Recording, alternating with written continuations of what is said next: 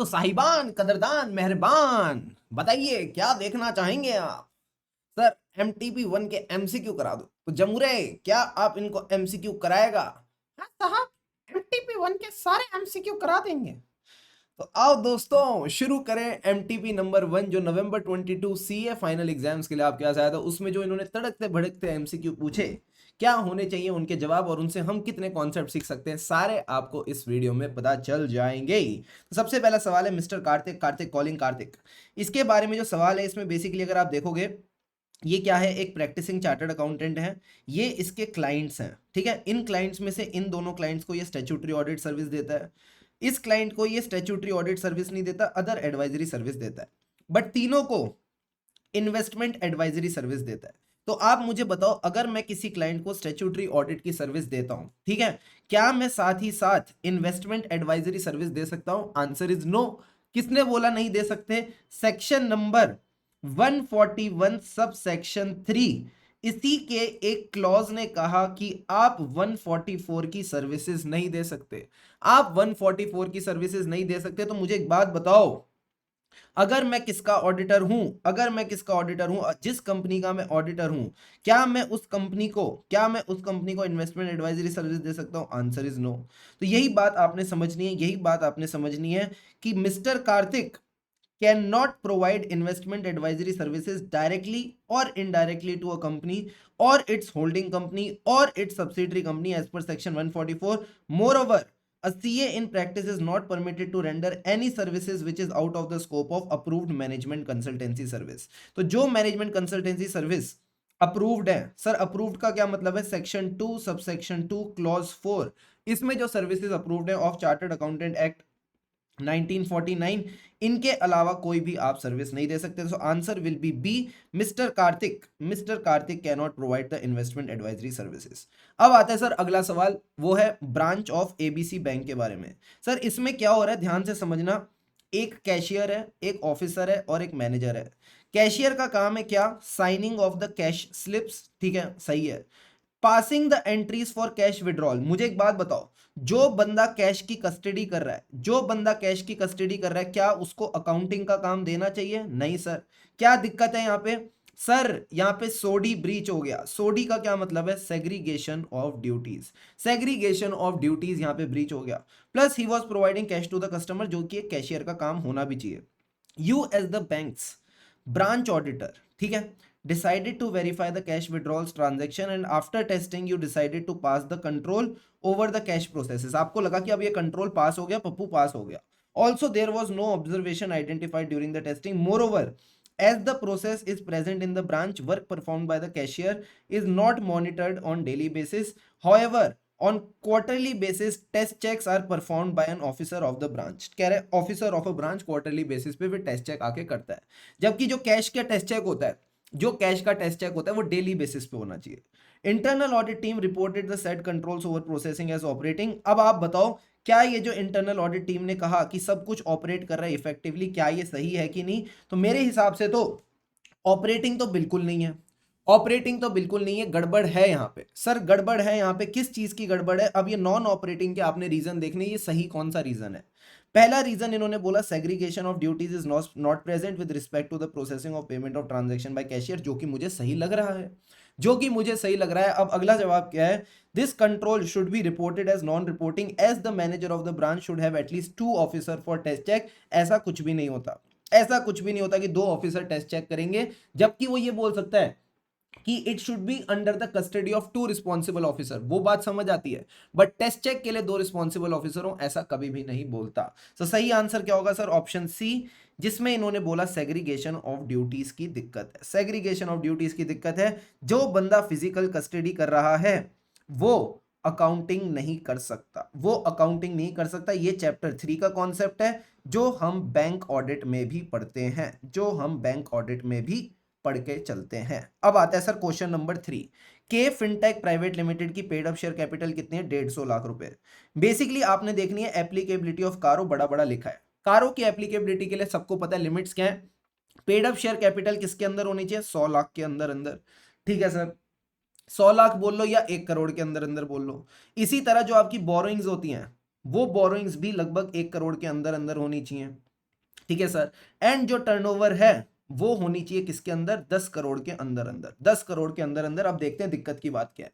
कह रहे K fintech limited was has a paid up share capital of 150 lakh. क्या ये 1 करोड़ से ज्यादा है? हाँ सर ये 1 करोड़ से ज्यादा है। ठीक है, और बताओ। It borrowed 80 lakh from a bank and 140 lakh. क्या बोरोइंग भी ज्यादा हो गई? सर बोरोइंग भी ज्यादा हो गई। प्लस इसका जो टर्नओवर है वो है 1850 लाख, यानी 18 18.5 करोड़। तो कह रहे बताओ कारो एप्लीकेबल है कि नहीं। तो इसमें ना इन्होंने एक बहुत ही प्यारा कॉन्सेप्ट पकड़ा है। क्या सर? स्मॉल कंपनी का कॉन्सेप्ट पकड़ा है। स्मॉल कंपनी का कॉन्सेप्ट पकड़ा है। अगर आपको पता हो स्मॉल कंपनी की क्या लिमिट्स रिवाइज हो गई हैं, टर्नओवर होना चाहिए 2, पेड अप शेयर कैपिटल होनी चाहिए 2 करोड़ के अंदर अंदर। ठीक है सर। प्लस टर्नओवर होना चाहिए 20 करोड़ के अंदर अंदर। अगर ये दो लिमिट सेटिस्फाई हो गई तो हम इसको स्मॉल कंपनी का दर्जा दे देंगे। तो फिर हम इसको स्मॉल कंपनी का दर्जा दे देंगे। मुझे एक बात बताओ, क्या इसकी paid up share capital 2 crore के अंदर अंदर है? हाँ सर 1.5 करोड़ 2 करोड़ के अंदर आता है। जो इसकी टर्नओवर है क्या ये 20 करोड़ के अंदर अंदर है? हाँ 20 करोड़ के अंदर अंदर है। तो आप इसको किसका दर्जा दोगे सर? स्मॉल कंपनी का दर्जा देंगे। अगर आप कारों की एप्लीकेबिलिटी पकड़ो, अगर आप कारों की एप्लीकेबिलिटी पकड़ो तो उसमें साफ साफ साफ लिखा है it is not applicable to a small company. It is not applicable to a small company. तो जो स्मॉल कंपनी पे एप्लीकेबल नहीं है तो उसके बाद आपको बाकी लिमिट्स देखने की जरूरत ही नहीं है। सो आप बोलोगे क्या, कारो 2020 will not be applicable as the company fall under the exemption provided for small company. So the answer will be D. इस कॉन्सेप्ट को प्लीज याद रखना, जो इन्होंने एमसीक्यू में पूछा, ये बड़े क्वेश्चन में भी पूछ सकते हैं। सो इसको आप एकदम ध्यान रख के चलेंगे। अब आता है sir question number 4। Question number 4 किसकी बात करता है? सबसे पहले आप लास्ट की लाइन पढ़ लो, उसी से आपको समझ आ जाएगा। You as a forensic expert guide whether it is appropriate to mention the details of the person who are involved in the fraud in the final report. तो forensic audit का एक लास्ट टॉपिक होता है sir जिसमें आते हैं stages of forensic audit। उसमें से आखिरी स्टेज होती है, उसमें रिपोर्टिंग की बात होती है, जिसमें आपको सारी ही बातें बतानी होती है। उन्होंने कभी नहीं बोला कि आपको कोई बात छुपानी है। तो सिंपल सी बात है, अगर आपको पता चल गया परपेट्रेटर ऑफ फ्रॉड कौन है, किसने फ्रॉड किया, तो क्या आप उसका नाम बता सकते हो? डेफिनेटली बता सकते हो। ऐसा तो कहीं नहीं लिखा कि नहीं बता सकते। तो क्या करना चाहिए सर? रिपोर्ट में उन लोगों का नाम होना चाहिए नहीं होना चाहिए? सर होना चाहिए। कैन इंक्लूड सिर्फ 2 ऑप्शन में, कैन इंक्लूड सिर्फ 2 ऑप्शन में। एंड एक ऑप्शन में लिखा है but subject to the prior approval of board of director. ऐसा हमने कभी पढ़ा ही नहीं, ऐसा हमने कभी पढ़ा ही नहीं। ये आईसीआई हमको गुमराह करना चाह रहा है, पर क्या हम गुमराह होंगे? नहीं सर, हम एकदम कहते हैं ना एकदम समझदार चालाक शैतान बच्चे, हम इन चीजों से गुमराह नहीं होने वाले।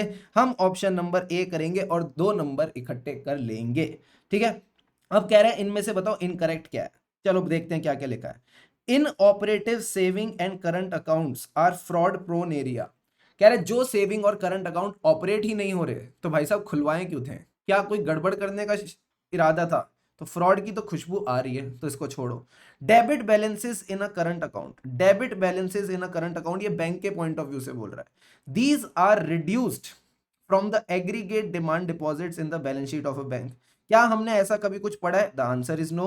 तो यही आपका ऑप्शन इनकरेक्ट वाला आ गया, यही आपका ऑप्शन इनकरेक्ट वाला आ गया कि debit balances in the current account are reduce from aggregate deposits. ऐसा कभी नहीं होता, वो आपके डिमांड डिपॉजिट्स का ही पार्ट बन के चलता है। ऑलराइट, सो ये थोड़ा सा आप ये कह सकते हो थोड़ा सा ट्रिकी सवाल है, इतनी आसानी से शायद से आपका ठीक ना हो, बट ठीक है। 30 नंबर के अगर क्वेश्चन है तो उसमें 1 नंबर का ऐसा अटपटा सा झटपटा सा सवाल आ सकता है। हमको तो वैसे भी 24 लाने हैं। So this is a little सा ट्रिकी सा सवाल, बट हाँ कहीं ना कहीं जो बच्चा थोड़ा ध्यान से देखेगा तो उससे हो जाना चाहिए। अब आते हैं सर क्वेश्चन नंबर 6, आदि लिमिटेड। इस क्वेश्चन में हमको क्या करना है? अरे भाई साहब ये है आपका शायद से केस स्टडी बेस्ड क्वेश्चन। ठीक है sir, case study based question है, तो फिर हम क्या करेंगे, सीधा क्वेश्चन ही पढ़ते हैं, सीधा क्वेश्चन ही पढ़ते हैं। तो बताओ क्या करना चाहिए। सबसे पहला सवाल, सबसे पहला सवाल आपकी स्क्रीन पे ये रहा। Aadi limited is engage in the business of providing the management consultancy services and have been in operation for last 15 years. Company's financial reporting process is एकदम चकाचक. Statutory auditor always issued a clean report. The auditors were required to be rotated because of the rotation requirement. R&J and Associates, the firm of CS, was appointed as the new auditor of the company for a period of 5 years, and they started the first audit for 31st March 22. Auditors had a detailed and clear discussion with the management that they will perform their audit procedures regarding opening balances. ये सब काम ये करके चलेंगे. Management also agreed with that and the audit was completed as per the plan. Auditors did not have any significant observation. एकदम चकाचक था. Hence they communicated to the management that their report will be चकाचक, वो भी clean ही होगी. Management भी एकदम खुश हो गया और also requested the auditor to issue a draft report before issuing the final report. ये थोड़ी सी मजेदार बात है बट ठीक है। Draft audit report generally issue नहीं होती, स्टैट ऑडिट रिपोर्ट में ऐसा कभी नहीं होता कि ड्राफ्ट ऑडिट रिपोर्ट इशू हो, बट हाँ इन्होंने बोला इशू करो तो इन्होंने भी इशू कर दी। In the draft audit report all the particulars were fine except the other matter paragraph. इन्होंने अदर मैटर पैराग्राफ डाला with reference to the comparative year 31 March 2021 was audited by another auditor. कौन सा ऐसे कहता है other matter paragraph डालने के लिए? एसए 710 की गाइडेंस। एसए 710 की गाइडेंस कहती है कि जब भी पिछला ऑडिटर कोई और था और आपको रिपोर्टिंग करनी है तो आपने अदर मैटर पैराग्राफ में बताना पड़ेगा कि पिछला ऑडिटर कोई था, प्रायर ईयर का ऑडिटर कोई और था, उसका ओपिनियन और उसने कौन से ईयर के फाइनेंशियल स्टेटमेंट्स ऑडिट करे।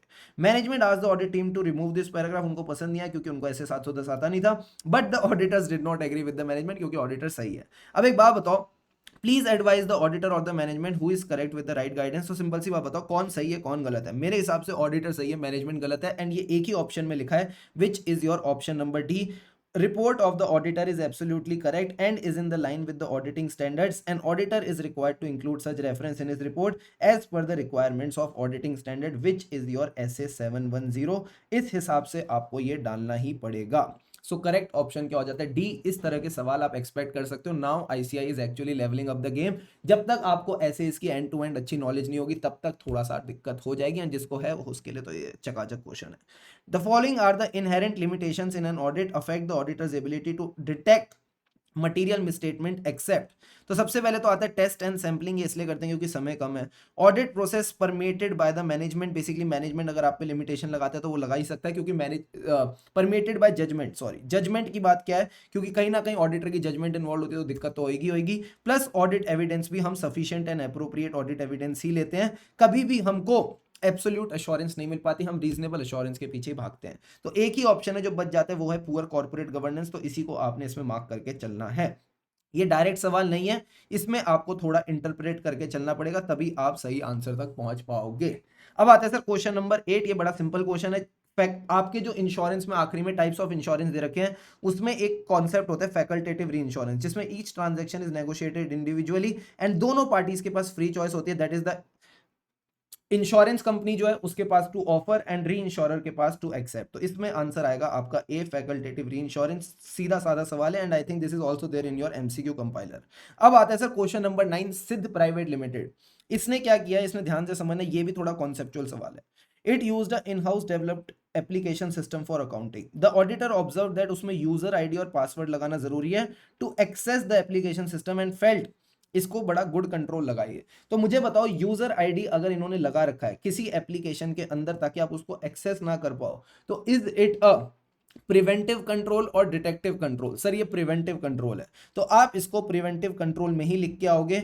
This will be a preventive control, option D, क्योंकि अभी गलती होने से ये रोक रहा है, किसी गलत बंदे को एक्सेस करने से ये रोक रहा है। So it will be treated as a preventive control.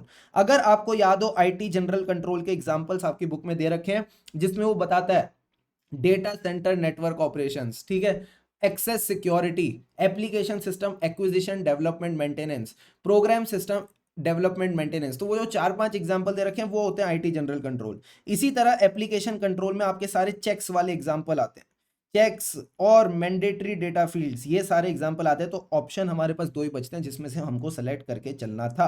अब आता है sir question number 10, below is an extract of the list of supplier statement. इस भी सप्लायर स्टेटमेंट में से हमको शुभ वाला देखना है। शुभ वाले केस में क्या हुआ है?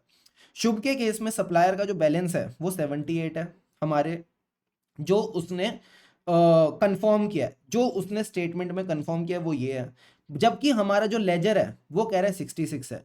तो बेसिकली हम कह रहे हैं हमको 66,000 रुपीज देने हैं, सप्लायर कह रहे हैं नहीं मुझे 78,000 लेने हैं। तो हमको कौन सा ऑडिट प्रोसीजर्स परफॉर्म करने चाहिए टू कंफर्म कि जो बैलेंस है वो उतना ही है?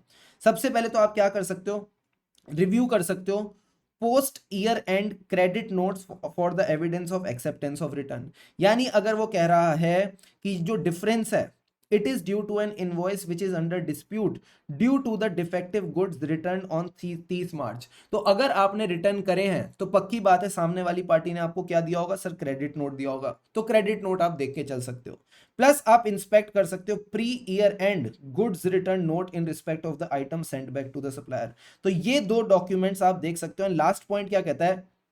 Inspect post year end cash book for the evidence that the amount has been settled. तो मुझे एक बात बताओ, सोच समझ के बताना।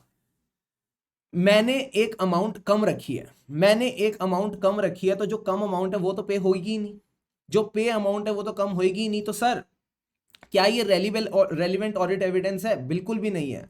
आप इस केस में सिर्फ और सिर्फ फर्स्ट और सेकंड चीज देखेंगे, थर्ड को नहीं देखेंगे। सर थर्ड को क्यों नहीं देखेंगे? ध्यान से समझना, क्योंकि ऐसा हो सकता है ना कि समझो, इन्होंने कैश बुक में क्या किया, कैश बुक में पहले 66 दे दिए और बोला 66 सही है। एक हफ्ते बाद इन्होंने क्या किया, 12 रुपए और दे दिए और बोला 78 हो गए। तो हमको तो 66 दिखा के बुद्धू बना देंगे, बट 12 की हम पकड़ नहीं पाएंगे, 12 को हम पकड़ नहीं पाएंगे। तो मैं आपको यही बात समझाने की कोशिश कर रहा हूं, cash book is not a relevant evidence. इसके लिए आप बस दो नोट्स देख लो, सामने वाली पार्टी ने आपको क्रेडिट नोट दिया, आपने गुड्स रिटर्न नोट दिया, इन दोनों नोट्स को आप देख के चलोगे। So the relevant answer in this case will be option number C, 1 and 2 only. आप 1 एंड 2 को ही देख के चलोगे, ठीक है। तो हमारे लिए इस केस में जो अजर्शन है, वो अजर्शन क्या है, वो उस चीज की है कि हमारा जो 12 रुपए का डिफरेंस है उसको हमको चेक करके चलना है। वो 12 रुपए के डिफरेंस के लिए यही दो नोट्स हमको देख के चलने पड़ेंगे।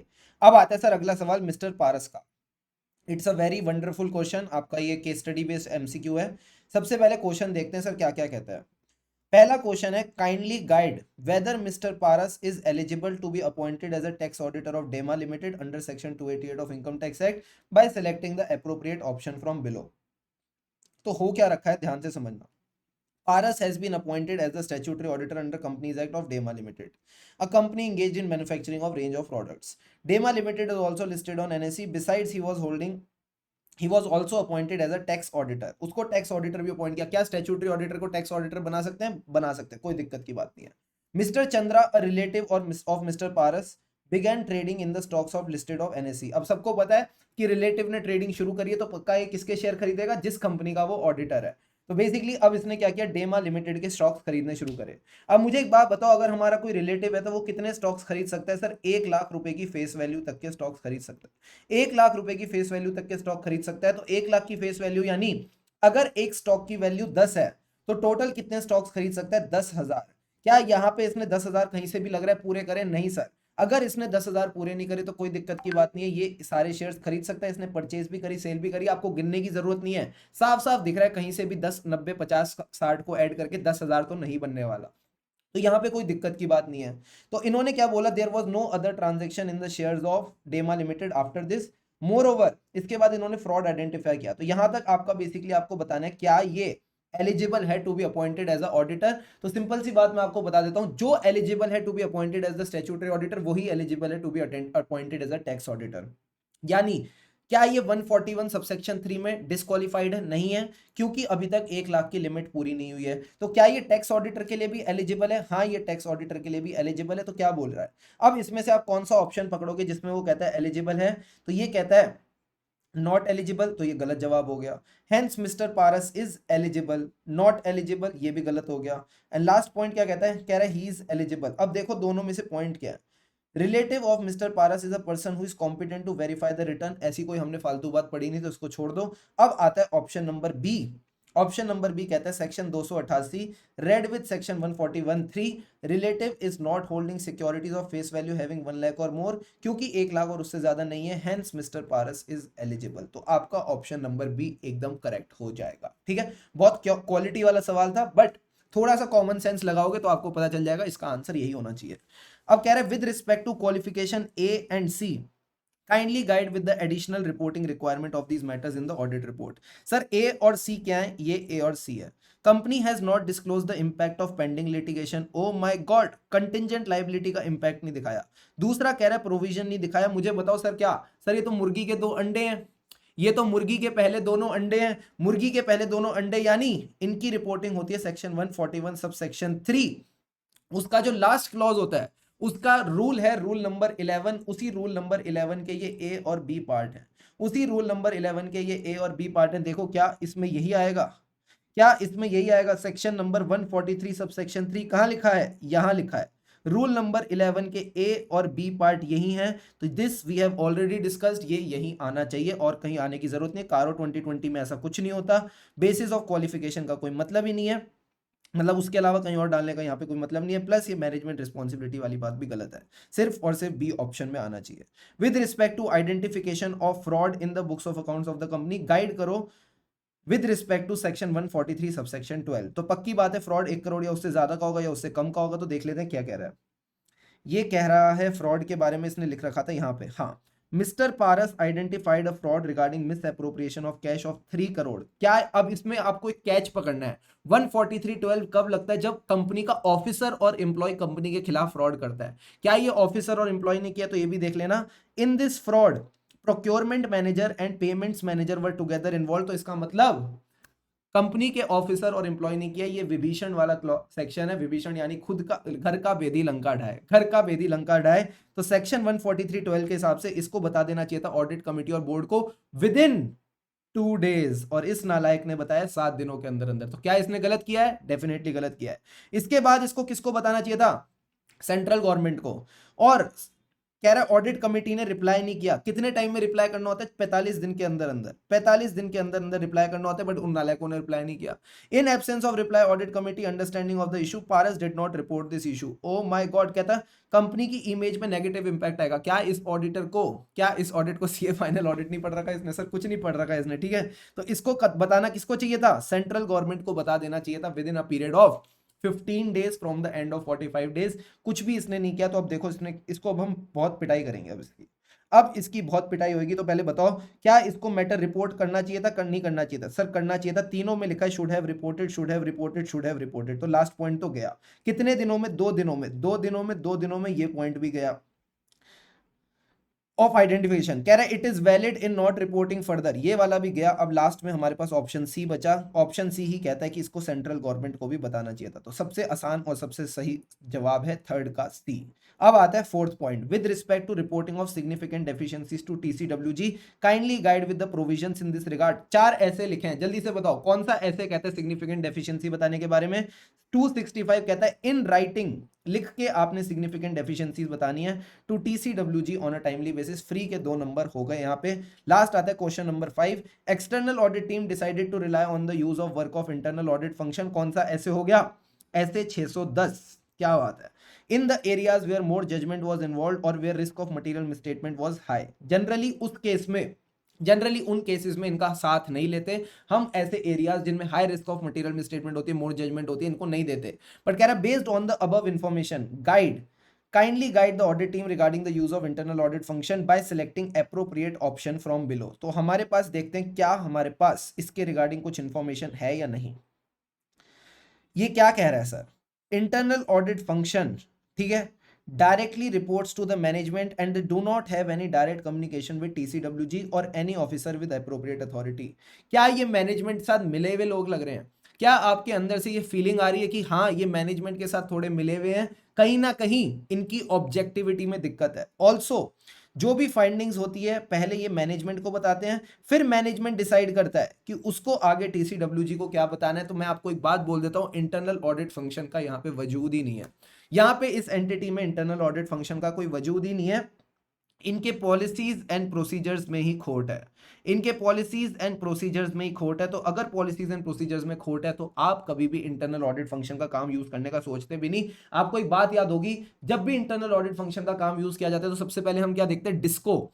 सर डिस्को का क्या मतलब होता है? सबसे पहले तो C for competence of the internal auditor, O for objectivity whether the policies and procedures of the entity support the objectivity of the internal auditor, and उसके बाद हम क्या देखते हैं? Systematic and disciplined approach of the internal auditor. यहां पे दिक्कत किसके साथ आ रही है? मेरे को तो यहां पे दिक्कत लग रही है ऑब्जेक्टिविटी के साथ। तो सबसे पहला पॉइंट क्या दे रखा है? ये कह रहा है external auditor shall not use the work, shall not use the work, shall not use the work. तो 3 पॉइंट्स में shall not use the work है। सी पॉइंट को तो काट दो। पहला पॉइंट क्या कहता है? If the external auditor determines कि इंटरनल ऑडिटर का जो ऑर्गेनाइजेशन स्टेटस है, पॉलिसीज एंड प्रोसीजर्स हैं, वो उसकी ऑब्जेक्टिविटी को सपोर्ट नहीं करते हैं। यही सही आंसर है, यही सही आंसर है। इसके अलावा कोई आंसर सही नहीं है सर। बी पॉइंट भी अगर आप देखो तो क्या कहता है?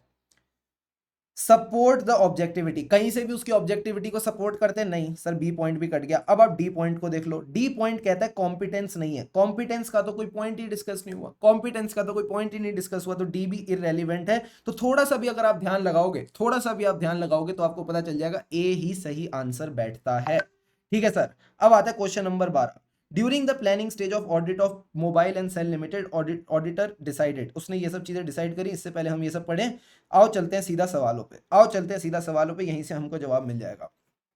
Auditor of the company decided to draw the attention of the users of the audit report on the existence of material uncertainty related to the events that have casted significant doubt on entity's ability to continue as a going concern by disclosing the same in other matter paragraph। oh my god, मुझे एक बात बताओ, मुझे एक बात बताना, material uncertainty pay attention draw करने के लिए कौन सा पैराग्राफ डालते हैं? अदर मैटर पैराग्राफ या emphasis of matter paragraph? Sir emphasis of matter paragraph. बिल्कुल गलत जवाब, बिल्कुल गलत जवाब भाई साहब। आप इसमें क्या डालते हो, आप इसमें क्या डालते हो सर? मुर्ग सेक्शन। हम इसमें मुर्ग सेक्शन डालते हैं। इसमें मुर्ग सेक्शन कहाँ है, जल्दी से बताओ, इसमें मुर्ग सेक्शन कहाँ आएगा? As an EQ share guide the auditor about the correct way of disclosing the existence of material uncertainty related to events that have caused significant doubt when the management has not prepared adequate disclosure। अगर management ने adequate disclosure नहीं कर रखे, देखो adequate disclosure कर रखे तो मुर्ग सेक्शन आएगा, material uncertainty related to going concern। अगर adequate disclosure नहीं कर रखे तो आप अपना ओपिनियन मॉडिफाई करोगे, और मॉडिफिकेशन में आपके पास चॉइस होती है क्वालिफाइड और adverse opinion depending upon the disclosure given. तो एक बात बताओ, कहां पे क्वालिफाइड और एडवर्स लिखा हुआ है? यहां पे पहले ऑप्शन में तो इन्होंने लिखा कि मटेरियल अनसर्टेनिटी है तो की ऑडिट मैटर, बिल्कुल गलत जवाब। हमको तो अपना ओपिनियन क्वालिफाई और एडवर्स डालना है। कह रहा disclosure of material uncertainty responsibility of management है, ऑडिटर को जवाब नहीं देना चाहिए, फिर से गलत जवाब। Management has not made appropriate disclosure and there exists a material uncertainty, तो auditor should express a qualified or adverse opinion and mention in the basis of qualified or adverse opinion कि material uncertainty तो exist करती है but इन्होंने disclosure नहीं दिया, इन्होंने disclosure नहीं दिया। so the right option will be option C। second point, in view of the current scenario which of the following requirements of SA 610 are required to be fulfilled by the auditor prior to using the direct assistance। इसमें simple सी बात है, जब भी direct assistance आप लेते हो तो आपको रिटर्न क्या लेना पड़ता है? एग्रीमेंट। किससे? मैनेजमेंट से और ऑडिटर से, दोनों से। तो he is required to obtain a return agreement from the management, return agreement for internal audit team. C answer आ जाएगा, बोथ ए एंड बी। ठीक है sir. Third point, considering the inherent limitations with respect to inventory count, audit team decided कि हमको भाई साहब other audit procedure करना ही नहीं है, not to obtain any documentary evidence from the management with respect to inventory. Guide the audit team in the current scenario by selecting an appropriate option. तो मुझे एक बात बताओ, क्या इनको इन्वेंट्री काउंट के रिगार्डिंग एविडेंस लेना चाहिए था, नहीं लेना चाहिए था? इसके बारे में इन्होंने कोई डिटेल दे रखी है? इन्वेंट्री काउंट की डिटेल कोई दे रखी है क्या? ये रहा। They decided to perform test counts on a sample basis of the inventory balance which was material. Also, the audit team will inquire the management to provide the copies of management completed physical inventory count, which will assist them in performing subsequent procedures required to determine whether inventory records reflect actual inventory count results। तो कोई दिक्कत की बात यहाँ तो दिखी नहीं रही। ठीक है, यहाँ तो कोई दिक्कत की बात नहीं है, और इन्वेंट्री काउंट के बारे में कुछ लिखा ही नहीं है। कह रहा है management allowed the auditor to attend the physical inventory count, however management did not allow them to perform any other procedure during the investing. अच्छा, कह रहे तुम अटेंड तो कर लो बट तुमको कोई प्रोसीजर नहीं करने देंगे। When inquired from the management regarding the denial to perform additional audit procedure along with attending, management explains that inventory consists of very unstable chemicals and inflammable gases जो ऑडिटर को काफी ज्यादा दिक्कत दे सकती है। Any carelessness will result in a catastrophe. As a result due to the safety standards and policies management can not allow the auditor to perform additional audit procedure. तो मुझे एक बात बताओ, अगर ये इम्प्रैक्टिकेबल वाली सिचुएशन बन भी जाती है तो क्या ऑडिटर हाथ खड़े करके घर जा सकता है? नहीं सर, हाथ खड़े करके घर नहीं जा सकता। तो क्या करेगा? Alternate audit procedures. उस भाई साहब को ऑल्टरनेट ऑडिट प्रोसीजर्स करने चाहिए, ये मेरा मन कहता है। देखते हैं ऑप्शंस क्या कहते हैं, देखते हैं ऑप्शंस क्या कहते हैं। If the auditor has not obtained sufficient appropriate audit evidence, he shall not attempt to obtain further। नालायक, गलत जवाब।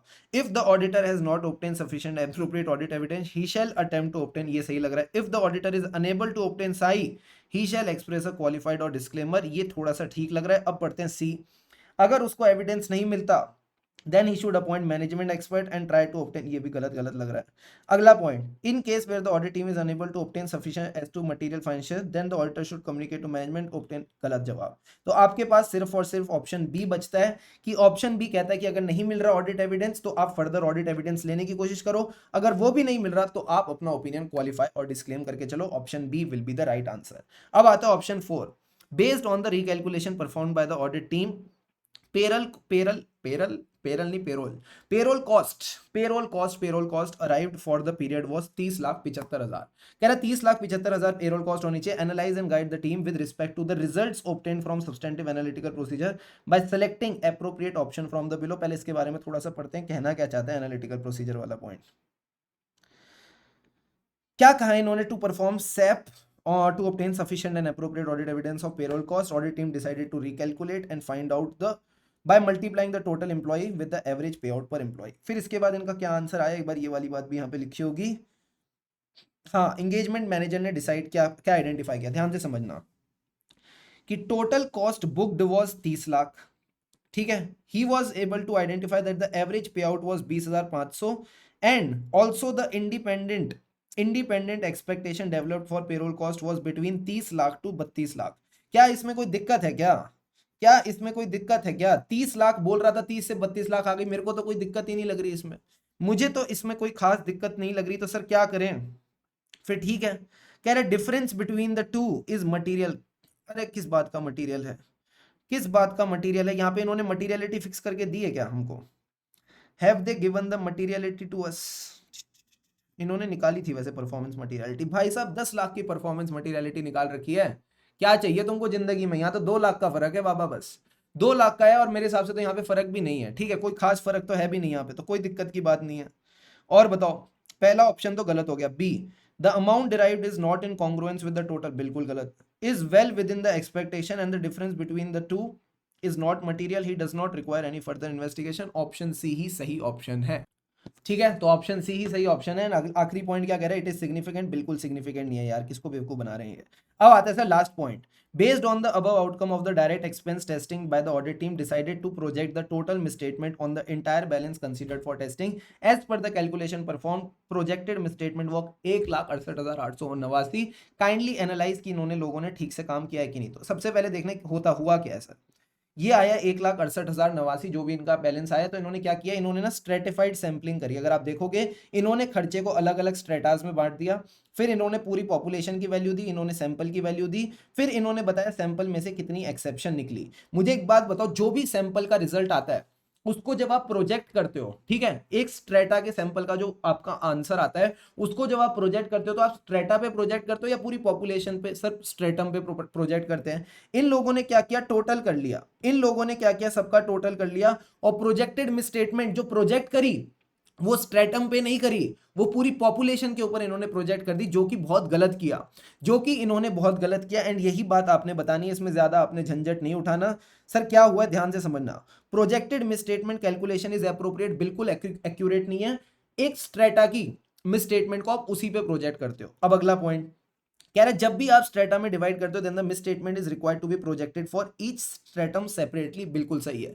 Hence the audit team's approach is incorrect. यहां तक ये सारी बातें सही बोल रहे हैं। अब अगला पॉइंट देखते हैं, audit team should recalculate the projected misstatement and then they should consider its impact on the overall audit opinion, बिल्कुल सही जवाब, बिल्कुल सही जवाब। अगली वाले 2 पॉइंट देख लेते हैं क्या कह रहा है, they should have considered the exception of 8,000 twice while calculating the projected misstatement as the error is regarded to wrong classification and the same will affect 2 class of transaction. They should consider revising the projected misstatement, then they should consider its impact on the overall audit opinion, बिल्कुल गलत है। Basically main concept यहाँ पे stratified sampling का ही था, वो यहाँ पे बी पॉइंट में आ गया। अब आता है option number D, audit team has appropriately calculated, बिल्कुल गलत। एप्रोप्रिएटली तो कहीं से भी नहीं है, एप्रोप्रिएटली तो कहीं से भी नहीं है, तो हमारे पास 2 ही ऑप्शन बचे थे, बी और सी में से एक सही करना था, जो कि बी सबसे ज्यादा सही बैठ रहा है, बी सबसे ज्यादा सही बैठ रहा है। So this is all about it. यहां आपके मॉक टेस्ट पेपर 1 जो आपका आया था अक्टूबर में, अक्टूबर तो अभी चल रहा है, सितंबर में उसके सारे एमसीक्यूज कवर हो जाते हैं। एंड यही अप्रोच के साथ आपने एमसीक्यू सॉल्व करने हैं एंड आपके सारे एमसीक्यूज शानदार तरीके से पेपर में भी कंप्लीट हो जाएंगे। तो यूं ही खुशी खुशी मल्ला आगे पढ़ते रहो, हम है राई ऑडिट के, फिर मिलेंगे चलते चलते। All the best for your exams, rocket.